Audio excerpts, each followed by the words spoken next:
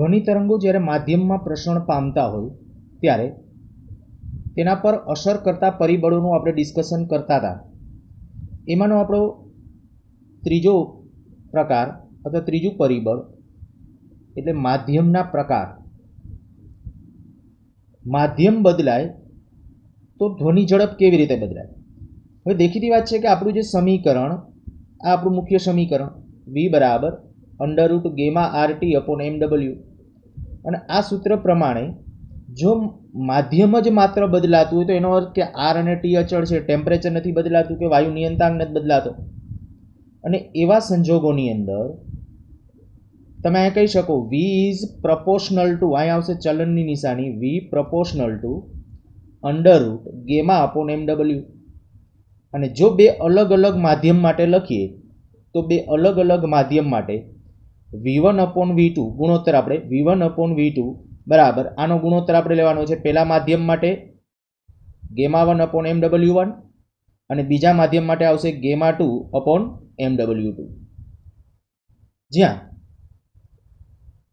આ વાયુ માટે જુદા જુદા વાયુ માટે એટલે એક પરમાણુય વાયુ માટે મૂલ્ય છે 1.67, દ્વિપરમાણુય વાયુ માટે છે 1.8, ત્રિપરમાણુય વાયુ માટે હોય આવી રીતે 1.28.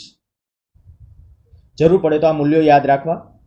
આ ઉપરાંત જ્યારે મિશ્રણનો ગેમા આપણે નક્કી કરવો છે તો મિશ્રણનો ગેમા તો CP/CV, અને CP/CV ઓલરેડી વાયુના ગતિવાદ વખતે આપણે ડિસ્કશન કરી ગયા હતા કે એનું સૂત્ર શું થશે. તેનું સૂત્ર કંઈક આપણા પાસે આ હતું, N1CP1 plus N2CP2 upon N1CV1 plus N2CV2. આનો ઉપયોગ કરી અને કિંમતો મૂકી શકાય. આગળ વધીએ. ઉદાહરણ 27°C તાપમાન, ટેમ્પરેચર આપ્યું છે. 1 mall O2 oxygen, 1 mall, 2 mall hydrogen,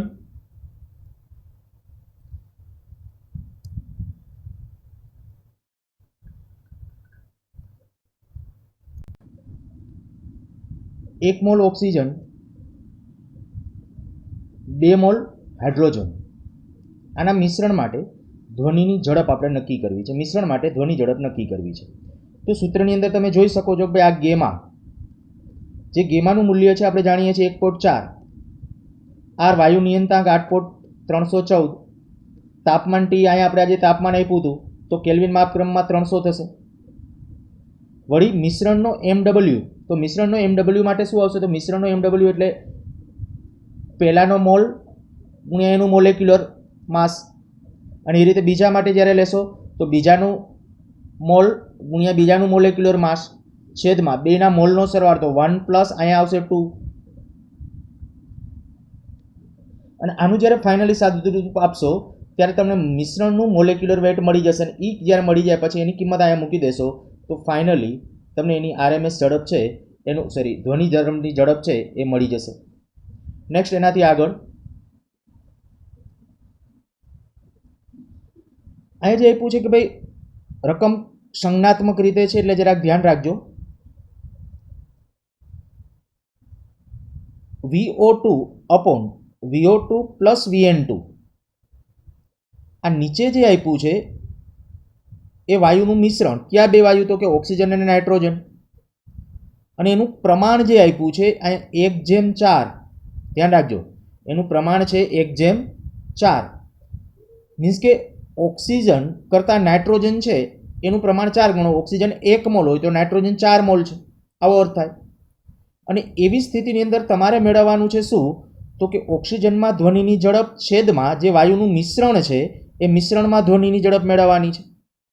અચ્છા, તો આપણે શું કરવું પડશે? તો કે આપણું જે સમીકરણ છે એ પ્રમાણે જ્યારે ગુણોત્તરવાળા ઇક્વેશનની વાત છે તો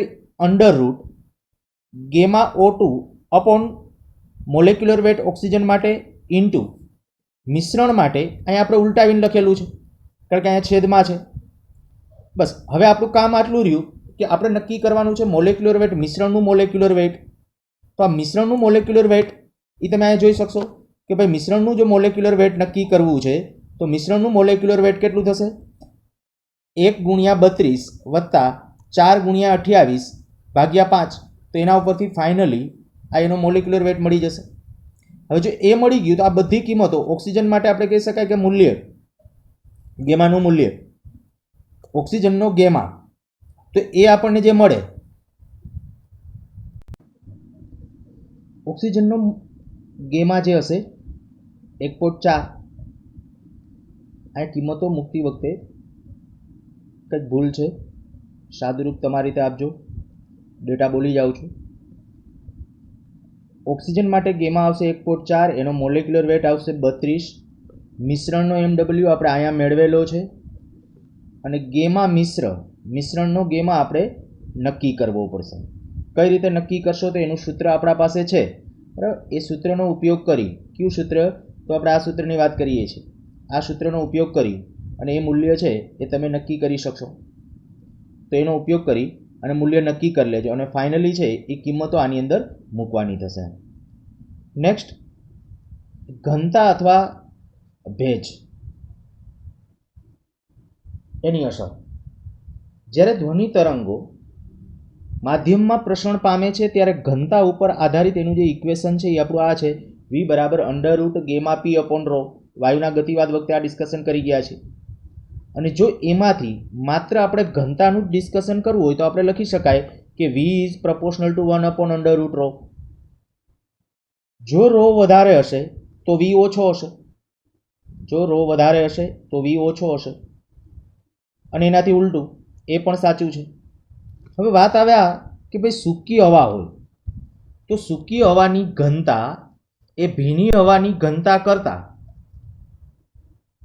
વધારે છે અને જો એવું હોય સૂકી હવાની ઘનતા વધુ છે મીન્સ કે શિયાળામાં સૂકી હવા હોય તો સૂકી હવાની ઘનતા જો વધુ હોય ભીની હવા કરતાં તો એનો અર્થ ઇનડાયરેક્ટ એવો થઈ ગયો કે ભાઈ શિયાળામાં ધ્વનિ તરંગોની જે ઝડપ હશે એ ઓછી હશે જે ઉનાળા કે ચોમાસામાં હોય એના કરતાં પ્રશ્નો તમને કદાચ પૂછી શકે આવા ઘનતા ઉપર આધારિત તો ઘનતા જ્યારે વાત હોય ત્યારે ભેજવાળી હવા હોય તો એની ઘનતા ઓછી હોય નેક્સ્ટ એનાથી આગળ પવનની અસર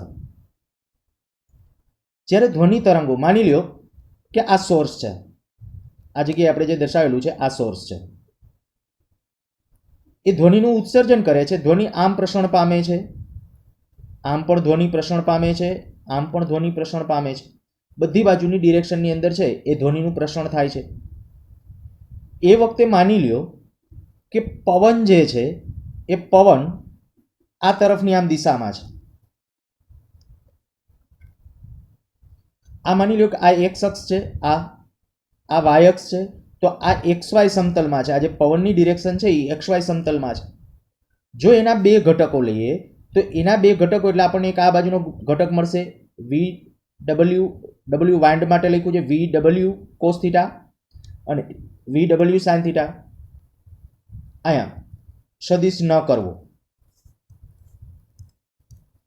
હવે જુઓ આ દાખલા તરીકે કોઈ ઓબ્ઝર્વર અહીંયા આ સ્થાને છે આ પેલા આપણે કંઈક O1 ઓબ્ઝર્વર અહીંયા છે O1 તો ત્યાં ધ્વનિની ઝડપ છે એ આપણે કીધું ભાઈ આ તરફ છે ધ્વનિની ઝડપ અને આનો જે ઘટક આવ્યો એ પણ એ તરફની દિશામાં છે પરિણામે બેનો ડાયરેક્ટ સરવાળો થશે આ રીતે આમ પણ આ બાજુ વિચારો O3 સ્થાને ઓબ્ઝર્વર અહીંયા જ્યારે 3 સ્થાને છે O3 તો ત્યાં જુઓ તો કે ત્યાં ધ્વનિની ઝડપ જે છે એ આ ડિરેક્શનની અંદર છે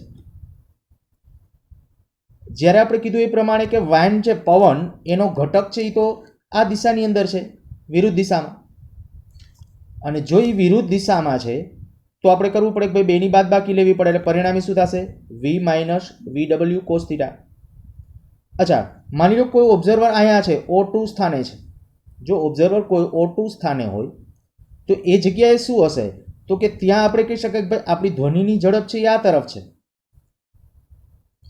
અને પવનનો આ જે ઘટક છે V0 sin થીટા એ તરફ જ છે તો પાછો બેનો સરવાળો એટલે એ બાજુ આપણે કહી શકાય કે પવનને કારણે શું પરિસ્થિતિ થશે તો v બરાબર v પ્લસ v ડેશ બરાબર v plus VW sin theta તો આ વાત થઈ ગઈ પવનને કારણે પરિસ્થિતિમાં શું ફેર પડે તે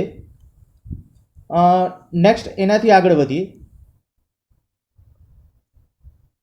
VRMS અને V ધ્વનિ એના વચ્ચેનો સંબંધ હવે ઓલરેડી આપણે ડિસ્કસ કરી ગયા છીએ કે ધ્વનિ તરંગોની RMS ઝડપનું જે સૂત્ર છે એ કંઈક આવું છે, VRMS બરાબર √3RT અપોન MW એટલે કે એનું મોલેક્યુલર વેઇટ. આ પરિણામ આમ પણ લખાય, VRMS બરાબર √3 kBT અપોન M. પણ આ સૂત્ર જ્યારે લખો ત્યારે એની અંદર આ જે M છે એ M અણુનું દળ છે. જ્યારે વધુ વ્યાપક આપણું જે પરિણામ છે એ પરિણામ આ છે કે જ્યારે મોલ માટેનું અથવા વાયુ માટેનું તમે મોલેક્યુલર માસ જાણો છો તો એ વખતે સરળતાથી આ સૂત્રનો ઉપયોગ કરીને આરએમએસ ઝડપ મેળવી શકાય. અચ્છા, બીજું હવે આપણા પાસે આ સમીકરણ આવી ગયું, ધ્વનિ તરંગોની આરએમએસ ઝડપ. ધ્વનિ તરંગોની ઝડપ કેટલી હોય માધ્યમમાં? તો કે √γ_RT અપોન MW. જો આટલું હોય તો હવે આ બે જે સમીકરણો છે આ બેને જ્યારે આપણે કમ્બાઈન કરીએ તો જુઓ, સમીકરણ 1/2 જ્યારે લેશું, જુઓ શું થાય છે તો કે આ VRMS અને V ધ્વનિ આ બેની જ્યારે વાત છે ત્યારે એની અંદર ગુણોત્તર જ્યારે લેશો ત્યારે VRMS છેદમાં V ધ્વનિ બરાબર આપણા પાસે મળશે √3/γ. પરિણામ કંઈક આવું થશે. હવે આપણે આ જાણીએ છીએ કે ગેમાનું મૂલ્ય જુદા જુદા વાયુ માટે હોય. હમણાં કીધું એક પરમાણુઓ માટે, દ્વિપરમાણુય, તો એક પરમાણુય વાયુ માટે ગેમાનું મૂલ્ય કેટલું છે તો કે 1.6667 જેવું. એનો અર્થ એવો થઈ ગયો કે ગેમાનું મૂલ્ય છે એ 3 કરતાં તો હંમેશા ઓછું હોય જ. જો 3 કરતાં ઓછું હોય તો તમે આ સમીકરણ ઉપરથી કહી શકો કે આ ગુણોત્તર છે ઓલવેઝ ગ્રેટર ધેન 1 હશે. આ ગુણોત્તર ઓલવેઝ ગ્રેટર ધેન 1 થાય. અને જો ગ્રેટર ધેન 1 થાય તો આપણે આ જે V ધ્વનિ એને આ બાજુ લઈ લેશો, આ બાજુ આપણે આમ લઈ લેશો તો તમે કહી શકો કે ભાઈ આપણું આ જે પરિણામ છે કે આરએમએસ ઝડપ એ ધ્વનિની ઝડપ કરતાં વધારે છે.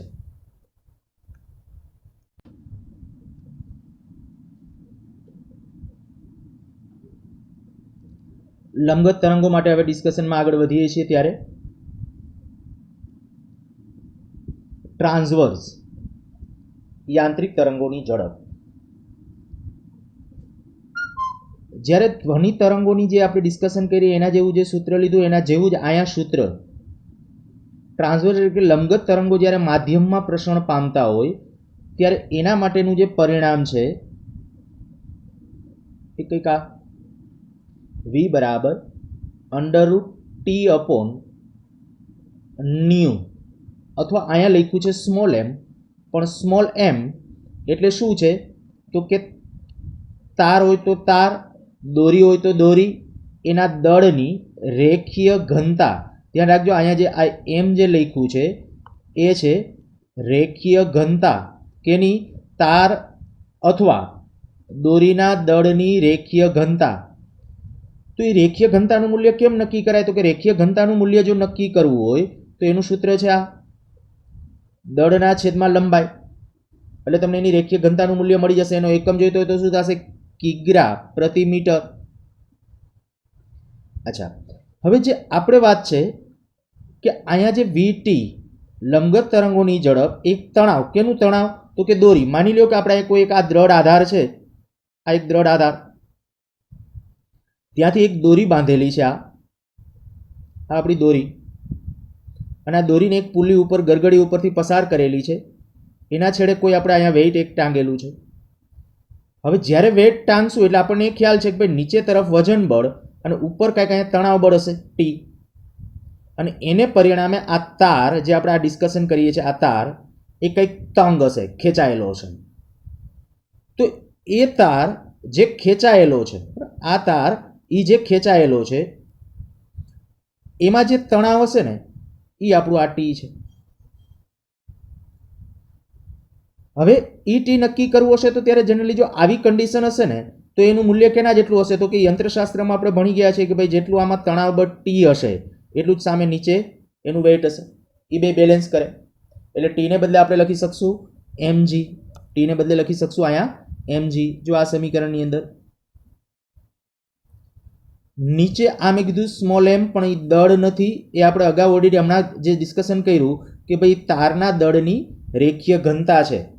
હવે ઘણી વખત આ સમીકરણને છે ને આમ લખવામાં આવે છે કે વી બરાબર √T/ν. કદાચ આ રીતે આમ સૂત્ર તમને જોવા મળે તો આ પણ સૂત્ર સાચું છે અને મોટા ભાગના કેસની અંદર છે આ પ્રમાણે સૂત્ર હશે. તો એ ધ્યાન રાખજો. જ્યાં ટી આપણે કહી દીધું કે ભાઈ તારમાં તણાવ છે, મ્યુ એકમ લંબાઈ દીઠ, જો અહીંયા ન્યુ પાછું લખી નાખ્યું છે, ન્યુ એકમ લંબાઈ દીઠ દળ છે અથવા એની રેખીય ઘનતા છે. આગળ વધીએ.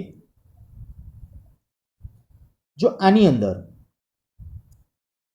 જો તાર જાડો હોય, જો તાર જાડો છે તો એમ બરાબર કેપિટલ M/L, એની અંદર શું કર્યું અહીંયા કદ ગુણ્યા ઘનતા, તારનું કદ ગુણ્યા ઘનતા. અને હવે કદની જગ્યાએ શું લખી શકાય તો કદ એટલે A/L. જો આપણે કહી શકાય આ માની લ્યો કે આપણો આ તાર છે, એનું આડછેદનું ક્ષેત્રફળ A હોય, લંબાઈ L હોય, તો આનું કદ કેટલું થશે તો કદ થશે A/L જેટલું. એટલે અહીંયા આપણે આ જે કદ હતું એ કદને બદલે લખ્યું A/L. આ ઘનતા, તો ઘનતાને બદલે અહીંયા રો. હવે થશે શું, નીચે આ જે L છે આ L કેન્સલ આઉટ થશે અને પરિણામે જે આપણું પદ રહેશે એ કેટલું રહેશે A/ρ. અને એને બદલે શું આવશે તો કે આડછેદનું ક્ષેત્રફળ એટલે πr². ધ્યાન રાખજો અહીંયા એ જે છે એ આડછેદનું ક્ષેત્રફળ છે એટલે ત્યાં આવશે πr². તો આના ઉપરથી એક બીજું આપણા પાસે એક અગત્યનું સમીકરણ આવી ગયું કે લંબગત તરંગોની જ્યારે માધ્યમમાં ઝડપ આવશે તો એ √T/μ, એમાં T એમનેમ પણ મ્યુને બદલે આ જે મ્યુ છે એને બદલે આપણે શું લખી નાખ્યું તો કે આને બદલે આપણે લખી નાખ્યું આ પદ અથવા આ પદ એરો. તો A/ρ લખી નાખીએ અર્થાત કે πr²ρ. અને આના ઉપરથી જે કેટલાક ખાસ MCQ સોલ્વ કરવા માટેના જે પરિણામો છે એમાંનું પહેલું પરિણામ Vt is proportional to √T. આ સમીકરણ ઉપરથી આ ધ્યાન રાખજો, T એ તાપમાન નથી, તણાવ છે. બરાબર, T એ તણાવ છે. વળી બીજું Vt is proportional to 1/√m. આ m જે છે એ દળની રેખીય ઘનતા છે. m છે એ દળની રેખીય ઘનતા, ધ્યાન રાખજો. Next Vt is proportional to 1/√ρ. આ સમીકરણ ઉપરથી અહીં જ્યારે આપણે કઈ ઘનતા જે છે ઓછી ઘનતા છે ત્યારે Vt is proportional to 1/√ρ. અને એવી રીતે Vt is proportional to 1/r. આ પરિણામ જે છે એ Vt is proportional to 1/r². અહીં આવશે r², 1/r². ઓકે, નેક્સ્ટ એનાથી આગળ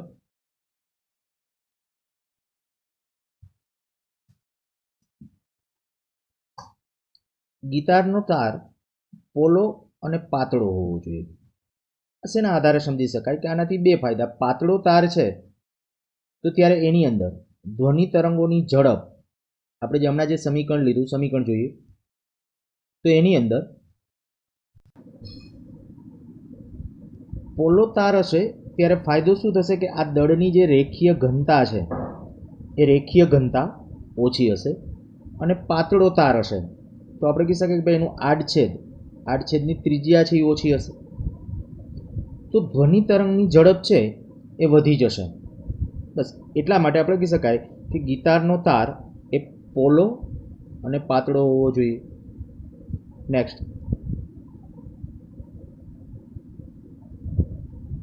તારમાં તણાવ T હોય તો તરંગને A થી B જતા લાગતો સમય.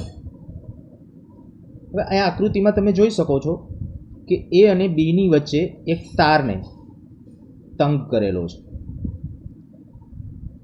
પણ એ જે તાર છે એ તાર જુદા જુદા 3 તાર સિરીઝમાં જોડીને, જેની અંદર આ જે છે એક L લંબાઈનો તાર, એની દળ રેખીય ઘનતા મ્યુ, આ બીજો જે તાર છે એની દળ રેખીય ઘનતા 4 મ્યુ, અને આ ત્રીજો જે એલ લંબાઈનો છે એ મ્યુ બાય 4 આ રીતે આમ છે. તો પ્રશ્ન આપણને આ કીધો છે કે ભાઈ તારને આ છેડેથી આ છેડે એટલે કે એ થી બી સુધી જતા લાગતો સમય, તો આપણે કહી શકાય કે ભાઈ જો સમય ગણવો હોય તો ટોટલ સમય ટી બરાબર T1 plus T2 plus T3. તો T1 plus T2 plus T3 એની અંદર આપણે કહીએ કે સમય આપણે નક્કી કરવો છે, તો સમય કેવી રીતે મળશે? તો અંતર ભાગ્યા વેગ. તો આપણે કહી શકાય સમય ટી બરાબર અંતર ભાગ્યા વેગ. હવે અંતર જે હોય દાખલા તરીકે એલ લંબાઈ, પહેલા તાર માટે એલ, અને પહેલામાં જો આપણે કહી શકાય કે ભાઈ અંતર ભાગ્યા વેગ, અહીંયા જે વેગ છે એ વેગ તરીકે શું આવશે? તો કે √T/μ. આ પહેલા તારની જે લેન્થ છે આપણી એ એલ જેટલી છે, અને ત્યારે એ વખતે એનો જે વેગ છે √T/μ.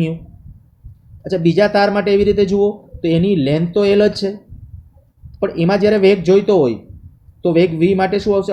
√T/4μ, કારણ કે એને દળની રેખીય ઘનતા છે 4μ, પ્લસ T3 એટલે એલ અપોન આમાં જે તણાવ છે T/μ/4. તો આપણે કહી શકાય કે ભાઈ એના ઉપરથી આપણું આ પદ થઈ ગયું. અને આ બધાનું જ્યારે ફાઇનલી તમે સાદુરૂપ આપો ત્યારે ફાઇનલી સાદુરૂપ આપતા કંઈક પદ આપણને આવું મળે છે. આમાં જે કોમન નીકળતું તે ટર્મિનોલોજી આપણે કોમન લઈ લીધી, એલ અપોન √T/μ કોમન લઈ લીધું, અહીંયા વધ્યું 1, પછી અહીંયા વધ્યું 2, અને અહીંયા વધ્યું 1/2. બસ, અને એના ઉપરથી ફાઇનલી આપણો આ આન્સર છે. નેક્સ્ટ, કેટલાક પરિણામો આપણે જે ડિસ્કશન કરવા જઈએ છીએ એના માટેના કેટલાક પરિણામો ક્યાંક ડાયરેક્ટલી એમસીક્યુ સોલ્વ કરવા માટે સીધા આપણને કામ આવશે. અહીંયા જ્યારે આપણે કહી શકાય કે ભાઈ આ કોઈ એક દ્રઢ આધાર, આ દ્રઢ આધાર ત્યાંથી આપણી આ એક દોરી, આ જ્યારે દોરી અહીંથી આમ બાંધેલી છે, ગરગડી ઉપરથી પસાર કરેલી છે, અને એના છેડે કંઈક દળ બાંધેલું છે, ત્યારે એ વખતે આપણે કહી શકીએ આપણા પાસે જે સૂત્ર છે v બરાબર √T/μ. ટી ને બદલે શું થઈ જશે? mg. અને નીચે m, પણ આ ધ્યાન રાખજો, આ જે m તમારે લેવાનો છે એ તારનો છે, અને આ જે m છે એ આ જે છે આ m એટલે ખરેખર તારના દળની રેખીય ઘનતા છે, એટલે ત્યાં m/l આપણે લખવાનું છે. અહીંયા m બરાબર આપણે કેવું સ્મોલ m, તો ત્યાં આપણે ખરેખર શું છે? m/l. પણ આ જે પાછો m છે એ જે m તમને કહું છું એ મેં કીધું એ પ્રમાણે તારના દળની રેખીય ઘનતા છે, તારના દળની રેખીય ઘનતા. અને આ જે m છે, અહીંયા જે m લખ્યો છે એ m આપણો આ છે. અચ્છા, તો vt હવા માટે જ્યારે ડિસ્કશન કરતા હશું ત્યારે અહીંયા જે પરિણામ છે √mg અપોન અહીંયા જે આવશે હજી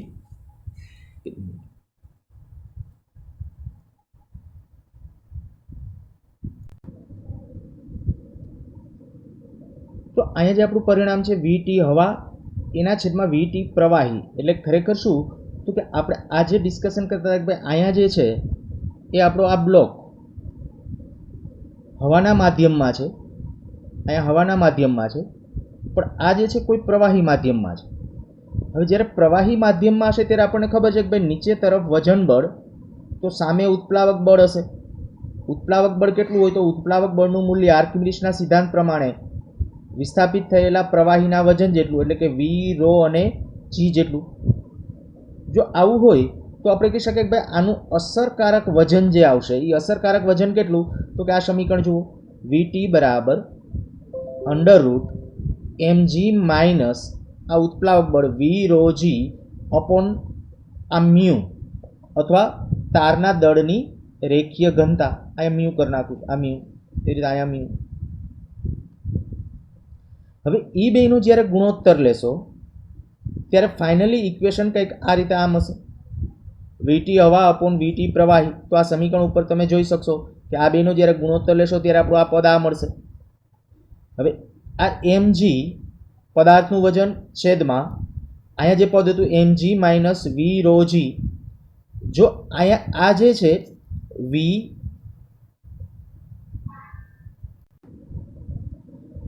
સિગ્મા,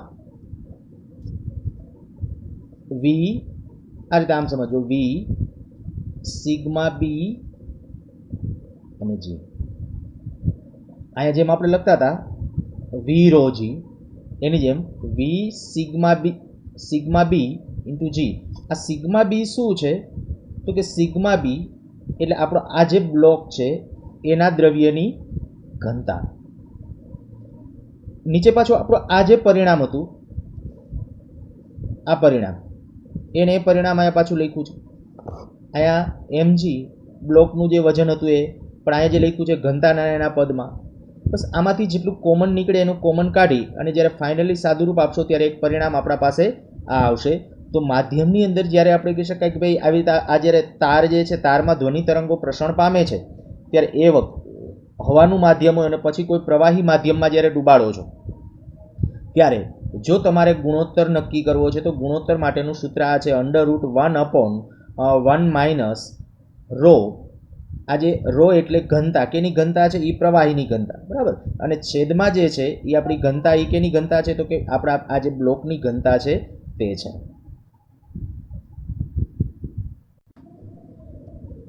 બીજું ઘન તાર હોય કોઈ સોલિડ તાર, તો એ સ્થિતિ વખતે આપણે કહી શકાય કે ભાઈ આપણું જે પરિણામ છે VT બરાબર √T/μ. મ્યુને બદલે હમણાં આપણે ઉપર પ્રૂવ કર્યું તો એ પ્રમાણે એ રો. હવે આ T/A યાદ કરો, એને કહેવાય પ્રતિબળ, સ્ટ્રેસ. આ પ્રતિબળ છે. તો આ આપણું પ્રતિબળ છેદમાં રો. અને પ્રતિબળ એટલે શું થશે? તો યંગ મોડ્યુલસ ગુણ્યા વિકૃતિ. આ જે લખ્યું છે યંગ મોડ્યુલસ ગુણ્યા વિકૃતિ, યંગ મોડ્યુલસ ગુણ્યા સ્ટ્રેન. અને વિકૃતિ એટલે શું થાય? તો કે વિકૃતિ એટલે પાછું આપણને ખબર છે ΔL/L. આ જે પદ હતું Y young modulus upon rho EM ન, અને આ જે લખ્યું છે અહીંયા ΔL/L, બરાબર. એ રીતે થોડું કરેક્શન ત્યાં કરજો, ΔL/L. તો આપણા પાસે જે પરિણામ આવ્યું એ ખાસ આ જ્યારે આપણે કંઈ કોઈ સોલિડ તાર હોય અને સોલિડ તારનો તમને યંગ મોડ્યુલસ આપ્યો હોય, ઘનતા રોની વાત હોય, વિકૃતિ આપી હોય, તમને એમ કહી દીધું ભાઈ તારના છેડે વજન લટકાવતા એની લંબાઈમાં આટલો વધારો થાય છે, આવું કંઈ આપી દીધેલું હોય અને એની અંદર જ્યારે ઝડપ ગણવાની હોય ત્યારે તમારે આ ફોર્મ્યુલાનો ઉપયોગ કરવાનો રહેશે. નેક્સ્ટ,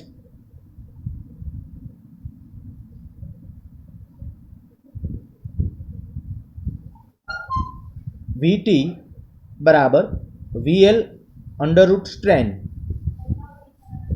આગળ આપણે જે સમીકરણ લીધું એના આધારે જ છે આ સમીકરણ. આગળનું જો સાથે રાખીએ,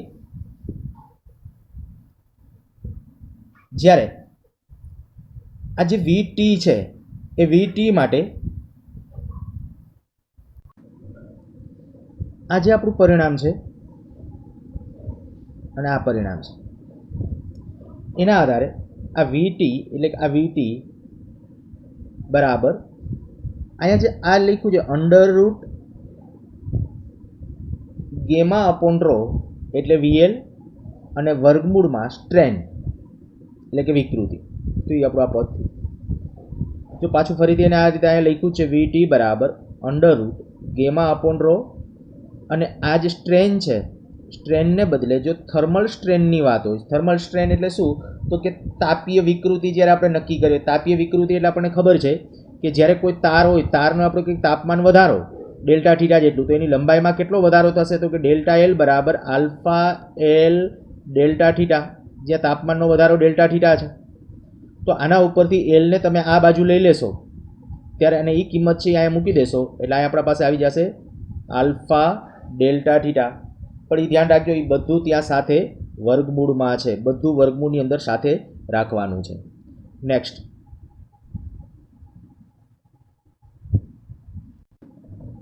અચ્છા અહીં એક વાત આપણે આ ધ્યાનમાં રાખી લઈશું કે આ જે VT ટ્રાન્સવર્સ મીન્સ કે લંબગત, પણ VL એ લોન્જિટ્યુડનલ મીન્સ કે ધ્વનિ તરંગો આપણે જે વાત કરતા હતા સંગત તરંગો, સંગત તરંગોની ઝડપનું માધ્યમમાં ઝડપનું સૂત્ર હતું જ્યારે તાર જેવા માધ્યમ હોય તો યંગ મોડ્યુલસના છેદમાં રો, બરાબર. એ પરિણામ છે આગળ જતા કારણ કે એ પાછું કામનું છે. એટલે જો આગળ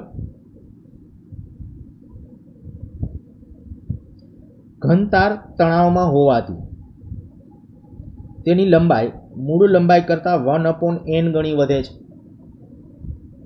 તો લોન્જિટ્યુડનલ અને ટ્રાન્સવર્સ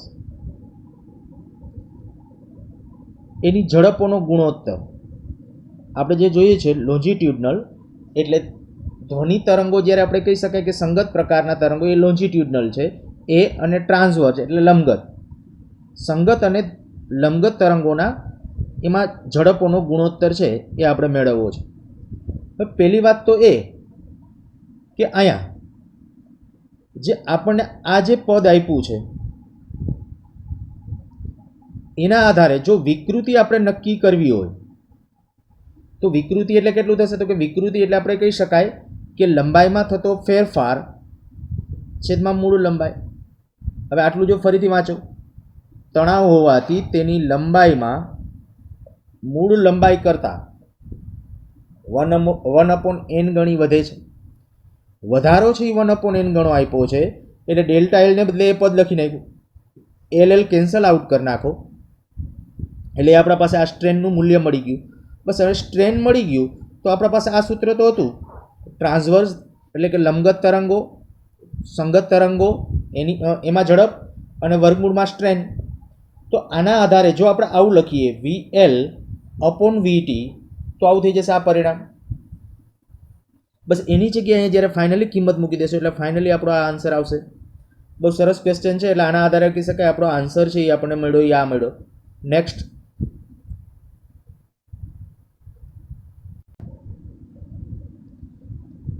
એક 1.5 મીટર લંબાઈના તારની લંબાઈ આપી છે 1.5 મીટર, ઉદ્ભવતા લોન્જિટ્યુડનલ અને ટ્રાન્સવર્સ યાંત્રિક તરંગોની ઝડપ શોધો.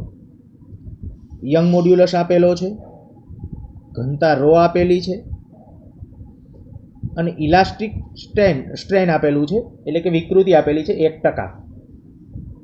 તો એઝ ઇટ ઇઝ આપણું જે પરિણામ હતું એ ધ્વનિ તરંગો માટે જ્યારે વાત હોય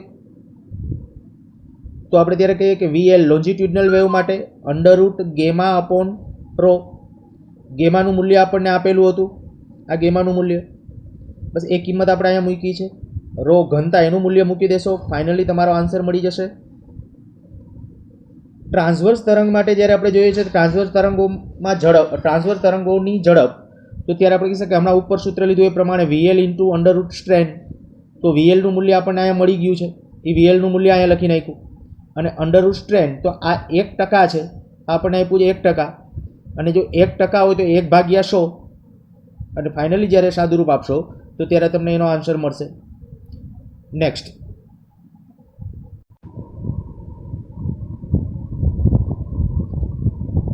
આપણો ક્વેશ્ચન છે, આકૃતિમાં જો રચના સંતુલનમાં હોય તો M1 અને M2 શોધો. અહીંયા આકૃતિ આપેલી છે, તમે જોઈ શકો છો કે એક ત્રિશંકુનો ઢોળાવ, એના ઉપર એક પુલ્લી કે ગરગડી પરથી એક દોરી પસાર કરેલી છે અને એના છેડે અહીંયા M1 દળ અને M2 દળ લટકાવેલું છે. આપણે જે મેળવ્યું છે M1 અને M2. હવે જરૂરી ડેટાની અંદર આપ્યું છે એક તો દળની રેખીય ઘનતા μ આપેલી છે, લંબગત તરંગોની અંદર ઝડપ આપેલી છે 100 મીટર/સેકન્ડ. તો આના આધારે જો M1 અને M2 સ્વતંત્ર રીતે આપણે નક્કી કરવા હોય તો પહેલી વસ્તુ તો જો આના માટે તમે બેલેન્સ ઇક્વેશન લખો, આ પરિસ્થિતિ માટે શું થશે તો કે M2G નીચે તરફ જે બળ છે તે અને ઉપરનું તણાવ બળ T, આ બે સરખા થશે અને સરખા થાય તો આપણું પહેલું ઇક્વેશન M2G = T. અચ્છા, અહીંયા જ્યારે જોવા જાઓ તો વજન બળ આમ હશે M1G નો આ તરફનો ઘટક થશે M1G sin θ. M1G sin θ એ તણાવ બળને બેલેન્સ કરે તો આપણું આ બીજું ઇક્વેશન જુઓ, M1G sin θ = T. અને એના ઉપરથી આજે આપણું હવે જે સમીકરણ છે VT √T/υ, વેગ આપણને આપેલો છે 100, તણાવ બળ T શોધી લઈએ. પહેલાં μ દળની રેખીય ઘનતાની જગ્યાએ આપણે રેખીય ઘનતા આપેલી હતી 4.8 × 10⁻³ એ કિંમત મૂકી અને ટીનું મૂલ્ય મેળવી લીધું અને ટીનું મૂલ્ય મળી જાય તો હવે આ જે પહેલું ઇક્વેશન છે એ પહેલું ઇક્વેશન એની અંદર જ્યારે કિંમત મૂકશો તો એના ઉપરથી દળ M2 મળી જશે અને જે બીજું ઇક્વેશન છે એના ઉપરથી દળ M1 મળી જશે. આખો કેવો તેમ કહી શકે ભાઈ યંત્રશાસ્ત્રનો દાખલો છે. યંત્રશાસ્ત્ર આવડતું ખાલી ઘટકો પાડતા આવડે એટલે બાકીનું બધું આવડે એની જેમ છે. એક સપાટી પરથી એમ દળ એલ લંબાઈનો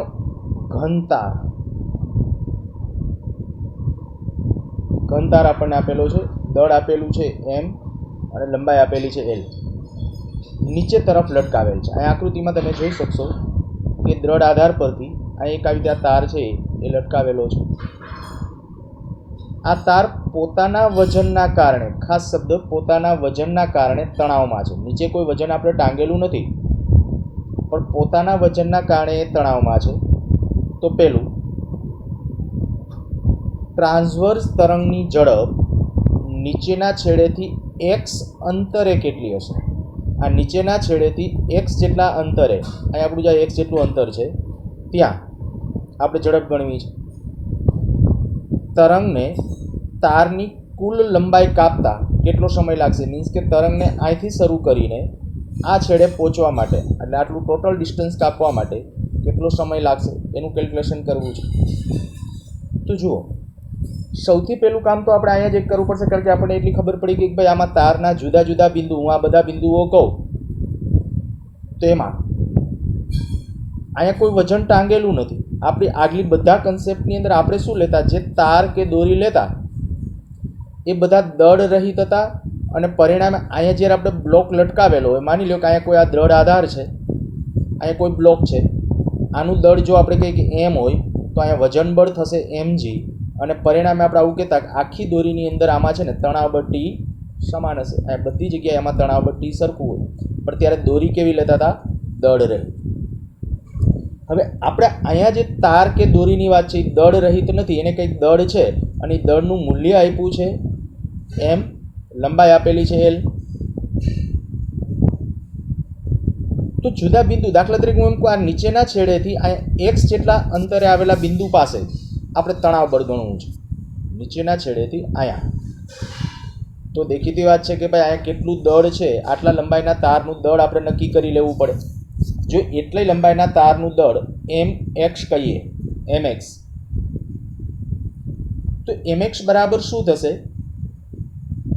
તો ત્રિરાશિ પ્રમાણે સીધી આવી ત્રિરાશિ મૂકો, ભાઈ એલ લંબાઈનો તાર હોય એનું દળ જો કેપિટલ એમ હોય તો એક્સ લંબાઈના તારનું દળ કેટલું આવશે? તો એક્સ લંબાઈના તારનું દળ છે એ તમને ડાયરેક્ટલી મળી જશે આ ત્રિરાશિ ઉપર. તો જુઓ, અહીંયા દળની પછી રેખીય ઘનતા છે, આપણે અહીંયા જે લખી છે આ તારના દળની રેખીય, એટલે અહીંયા અત્યારે પહેલાં થયું શું જોજો, સમીકરણની અંદર તમે જુઓ આ જે એમ એટલે તારના દળની રેખીય ઘનતા. હવે આપણે શું કરવાનું હતું? એમ એક્સ મીન્સ કે આટલા તાર માટે જે આપણે આટલા તાર માટેનું આપણું દળ આપણે નક્કી કરવાનું હતું. તો એટલા તાર માટેનું દળ આપણા પાસે જે મળશે એ દળ કેટલું થશે? તો કે એમ અપોન એલ, આ એમ અપોન આની ત્રિરાશિ ઉપરથી જ્યારે જશો ઇન્ટુ એક્સ, આ એક્સ જી, એટલે અહીંયા આપણે આ જે પરિણામ છે એ વ્યવસ્થિત રીતે વાંચો, M upon L into X, જે આ આપણે આ જે બિંદુ પાસે જી બિંદુ માની લો કે જી બિંદુ પાસે છે, તો તે એ અર્થમાં અહીંયા ત્યાં આવી રીતે થશે.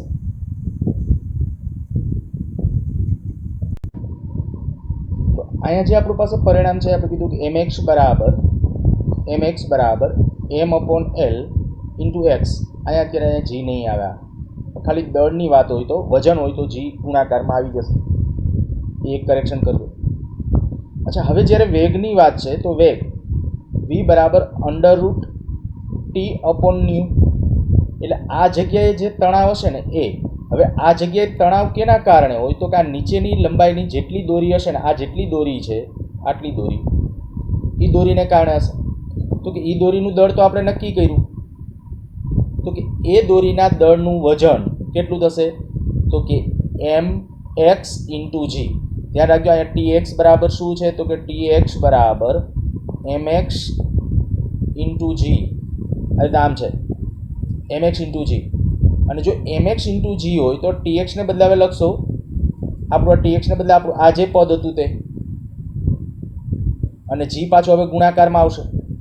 અહીંયા એક્સ, આ વચ્ચે જે ગુણાકાર નહીં પણ એક્સ છે, ધ્યાન રાખજો ત્યાં આ જગ્યાએ. હવે નીચે પાછું આપણે કહીએ દોરીના દળની રેખીય ઘનતા, તો રેખીય ઘનતા એટલે શું થાય? M by L. અહીંયા આપણો માટે છે આ મ્યુ છે, તો એ દોરીના દળની રેખીય ઘનતા, એના ઉપરથી અહીંયા એમ અપોન એલ.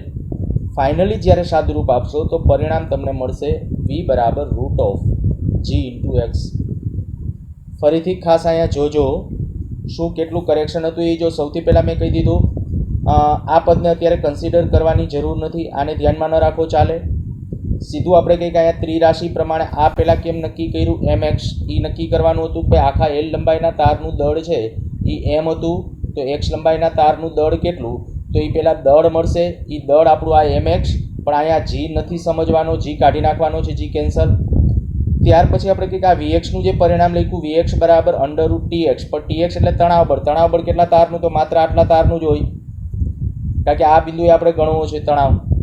તો આટલા તારનું તણાવ હશે તો એટલા તારનું વજન બળ એટલે mx ઇન્ટુ g. તો અહીંયા આવશે mx, tx ને બદલે આવશે mx ઇન્ટુ g. તો mx એટલે શું, તો કે mx તરીકે હતું m/l into x, m/l into x into g upon ml. આ ml કયું, તો કે આ જે હતું આ ન્યુ હતું, તારના દળની રેખીય ઘનતા, બરાબર. એને બદલે અહીંયા કિંમત મૂકી છે અને ફાઇનલી પરિણામ તમારું આ આવ્યું. અને મેં કીધું એ પ્રમાણે અહીંયા આપણા માટે જે ખાસ અગત્યનું પરિણામ છે ને એ તો આ જ છે. તમારે આ સમીકરણને વધારે કન્સિડર કરવાનું છે. નીચેના છેડેથી કોઈ x અંતરે જ્યારે તમને હવે કહેવામાં આવે તો આના ઉપરથી કરી શકો. અચ્છા, તો હવે vx બરાબર એટલે x અંતરે વેગ આપણા પાસે પરિણામ આવી ગયું √g/x. પ્રવેગ, આના આધારે તમે એમ કહેવા જાઓ કે પ્રવેગ, જો વેગનું ઇક્વેશન, વેગ એટલે આ સ્થાને વેગની વાત થઈ, તો વેગ આવ્યો √g/x. પરિસ્થિતિ એવી છે કે અહીંયા બીજા કોઈ બળો, જે આપણે કહી શકીએ જે બળ લાગે છે એ બળ, અહીં જે આપણે કીધું કે બળ જે છે એ બળ અચળ, અને બળ અચળ હોય તો પ્રવેગ અચળ કહેવાય, કારણ કે અહીંયા જે વજન બળ હશે એમાં કોઈ આપણે ફેરફારો કરતા નથી આ જગ્યાએ દોરી માટે. અને જો એવી પરિસ્થિતિ છે તો હવે કહીએ કે ભાઈ તળિયે વેગ, જો અહીંયા આના તળિયે પાસે આપણે વેગની ચર્ચા કરતા, તો અહીંયા તો તણાવ હોય જ નહીં. આ જગ્યાએ આપણે જ્યારે વાત કરીએ છીએ ત્યારે આ જગ્યાએ અહીંયા આ જગ્યાએ કોઈ તણાવ નથી, અને તણાવ નથી તો ત્યાં વેગ 0. અહીંયા ટોચ પાસે વેગ કેટલો, તો કે ટોચ પાસે જો વેગ જોઈતો હોય તો વેગ v બરાબર આ સૂત્ર પ્રમાણે √g/l. આ બધા મેં કીધું કે MCQ માટે આ પરિણામો છે એ ધ્યાન રાખવા. અચ્છા, આના ઉપરથી કદાચ તમને એમ કે ભાઈ vx વિરુદ્ધ x નો આલેખ ડ્રો કરો, તો vx વિરુદ્ધ x નો આલેખ તો આ x ની 1/2 થશે, અને પરિણામે આપણે કહી શકીએ કે આલેખ આવશે ઘટતો કાંઈક પર વળે, આપણે જે ડિસ્કશન કર્યું હતું એ પ્રમાણે. નેક્સ્ટ આગળ જુઓ, સરેરાશ ઝડપ. સરેરાશ ઝડપ આખા જે આપણે તારની અંદર વાત કરતા હતા, જે તળિયે ઝડપ હોય અને ટોચ પાસે જે ઝડપ હોય એ બેનો સરવાળો ભાગ્યા 2, તો આપણને સરેરાશ ઝડપ મળે. તો એ સરેરાશ ઝડપ એનું જે મૂલ્ય આવ્યું એની અંદર અહીંયા જે આપણે કીધું તળિયે વેગ કેટલો, તો કે 0, તળિયે વેગ 0 છેદમાં છેડા ટોચ પાસે કેટલો √gl, અને છેદમાં આપણો આ 2, તો આથી જશે આપણો એના માટેનો ફાઇનલ આન્સર. અચ્છા, સરેરાશ ઝડપ બરાબર અંતર ભાગ્યા સમય, એ પરિણામ તો આપણને ખબર છે. જો એના ઉપરથી સમય તમારે કેલ્ક્યુલેટ કરવો હોય તો સમય બરાબર અંતર છેદમાં v એવરેજ. તો v એવરેજ કેટલું આવ્યું, તો કે v એવરેજ √g/2. તો જુઓ અહીંયા √gl/2, અને એના ઉપરથી આપણું આ ફાઇનલી ઇક્વેશન છે કે ભાઈ જે તરંગ તમે ત્યાં ઉત્પન્ન કરો અહીંયા નીચેના છેડે, જો અહીંયા તમે તરંગ ઉત્પન્ન કરો તો આ તરંગને આ છેડે પહોંચતા કેટલો સમય લાગશે, તો એ સમય માટેનું આપણું જે પરિણામ આવ્યું એ પરિણામ આ છે. ખાસ સમીકરણ આ પણ છે, એ આપણે ધ્યાનમાં રાખવું. નેક્સ્ટ, એનાથી આગળ વધીએ. આકૃતિમાં રહેલ બંને તાર આદર્શ હોય તો VT1/VT2, મીન્સ કે આ તાર અને આ તાર એમાં આપણે વેગ ગણવો છે. થોડું અહીંયા ધ્યાન એ રાખવાનું થશે, આપણે જ્યારે કંઈ ઉલ્લેખ ન કરેલો એવા વખતે તારને દળ નથી, પણ હવે આપણે કંઈક આ તારના છેડે વજન કેટલું, તો કે આ તારના છેડે વજન 5 kg. અચ્છા, આ તારના છેડે કેટલું, તો કે એ તારના છેડે 10 kg ગણવું પડે, કારણ કે 5 kg આ અને 5 kg આ. તો આ તારના છેડે જે વજન હશે એ 10 kg થશે, 5 + 5. જ્યારે આ તારના છેડે જે એટલે કે આ T2માં જે તણાવ ગણવું હશે ત્યારે, તો એના માટે આપણું વજન થશે એ કેટલું, 5 kg. તો હવે જુઓ, જે પરિણામ છે એ પરિણામની અંદર કે ભાઈ આ તારની અંદર એટલે કે આ જે વાત હતી એની અંદર આ પેલો તાર એમાં તણાવ બળ T1 એ જે હતું એને અનુરૂપ તો કે એ સમીકરણ આપણે લખવું હોય તો VT1 અને આમાં જ્યારે આપણે કહીએ કે ભાઈ વેગ લખીએ તો VT2 સમીકરણ શું આવશે T/μ તો T1/μ1 ઇન્ટુ μ2/T2 ઉલટાવીને, કારણ કે આ જે વ્યસ્તમાં છે તો ઉલટાવીને ત્યાં લખેલા છે તો √T1/T2 અને √T1/T2 એટલે જે તણાવ જે છે બસ આ એક લખતી વખતે મેં કીધું ખાલી તમારે ધ્યાન રાખવાનું છે કે અહીંયા જે આપણું વજન છે આ T1 તરીકે જ્યારે લખું T1 તરીકે કેટલું વજન છે તો કે 5 + 5 બરાબર 5 + 5 એટલે 10 અને નીચે હજી જો બીજું કોઈ વધારાનું વજન ટાંગેલું હશે તો એ વજન પાછું ત્યાં કેલ્ક્યુલેટ કરવાનું થશે. અહીંયા આપણે શું કર્યું છે આ 5 + 5 અહીંયા કંઈક સમીકરણની અંદર ભૂલ છે જુઓ, અને આ જે T2 છે તણાવ ત્યાં લખ્યું છે એ 15 ખરેખર 15 T2 તો અહીંયા આપણે આ વજન છે એ કંઈક જુદા જુદા સમજવા પડશે, જોઈ લઈએ.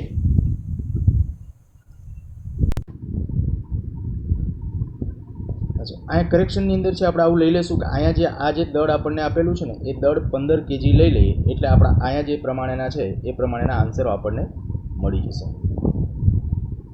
શું કરવાનું થશે, જો અહીંયા 15 kg દળ હશે